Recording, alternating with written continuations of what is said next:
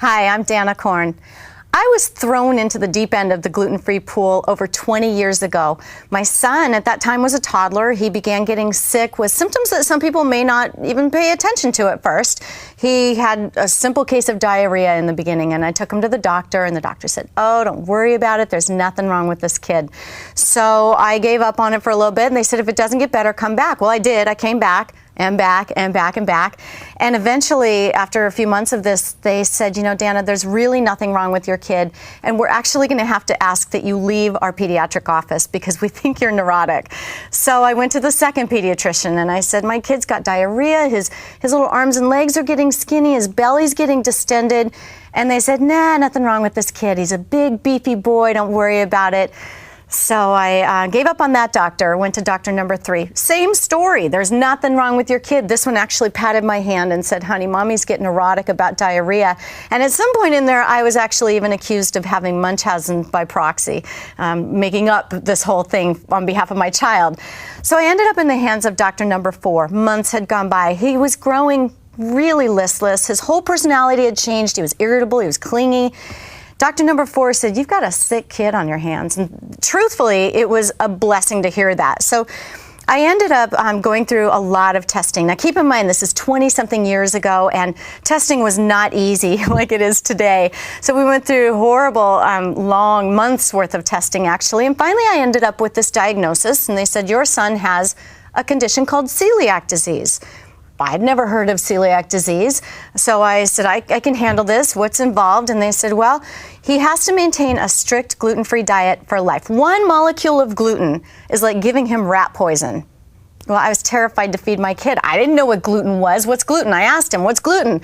And he said, you know, I don't really know. They sent me to the hospital dietitian. And I said, I'm here to talk about the gluten-free diet. And she said, oh, honey, you must mean glucose-free. You have a diabetic kid, right? And I said, no, I need a gluten-free diet. And she said, well, I've never heard of that. So we had to do some research that day to get me out the door. And I was really on my own. I was also told at that time that it was a very rare condition. Now we know it's extremely common. I was told that it was a pediatric condition. It's not. It can be triggered at any point in your life. So I dove in. I had to. I had no choice. I mean, this is 20 years ago. There was no internet. There were no books. There was no support group. So I did my own research. Fortunately, I knew my way around a medical library, a medical school library. So I did a lot of research on my own. I had a science background. I was pre-med in college. I knew how to do this. So I started studying about celiac disease, but there was really very little known at that time. I also needed to learn about the gluten-free diet because, as I said, I was terrified to feed my own child. So off I went on my journey to learn, and I became an expert on the gluten-free diet. And more importantly, it was important to me to create a lifestyle that Tyler would not only live, but love. So I learned what I could, and then it was up to me. I said, you know, what am I going to do with this knowledge? I've got to help other people. So the first thing I did was I started a group called ROCK, Raising Our Celiac Kids. And it was just us, just our family. We'd have little parties where Tyler didn't have to ask, what can I eat, Mommy? So it was just us playing ROCK, and eventually it grew and grew and grew. Today, ROCK has over 140 chapters all throughout the United States, Canada, and now Hungary.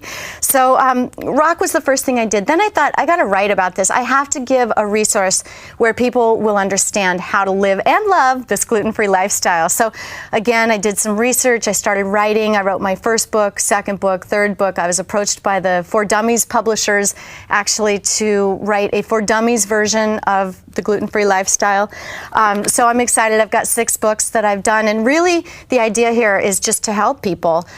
So that was how I began my journey in living and loving a gluten-free lifestyle.